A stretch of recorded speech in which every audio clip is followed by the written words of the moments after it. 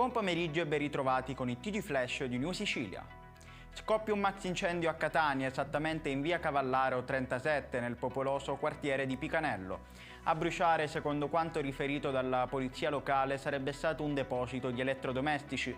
La città è stata letteralmente avvolta da una gigantesca e fitta nube nera, visibile anche a distanza, dove il colore del fumo indicherebbe che sta bruciando anche la plastica. È stato arrestato un uomo di Siracusa di 47 anni, responsabile di un furto in abitazione commesso appena qualche settimana fa. Il ladro si era introdotto in un'abitazione passando da una finestra lasciata aperta e aveva rubato 300 euro in contanti contenuti in una borsa appesa all'ingresso.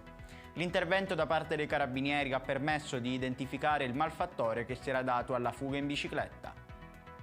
Nella serata di ieri, nei luoghi di maggiore aggregazione dei giovani a Paternò, in particolare in Via del Progresso e Via delle Rose, è stato svolto un servizio dei carabinieri della Compagnia di Paternò finalizzato al controllo della movida delle aree urbane.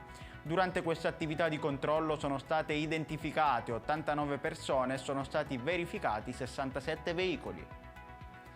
Il rettore dell'Università di Catania, Francesco Priolo, è intervenuta con una lettera indirizzata agli studenti per rassicurarli rispetto al nuovo regolamento didattico che non è stato apprezzato e ha causato manifestazioni e malcontenti.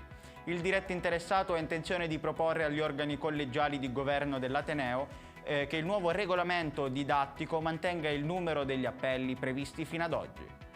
Ed è tutto per questa edizione, il prossimo appuntamento sarà questo pomeriggio alle ore 18.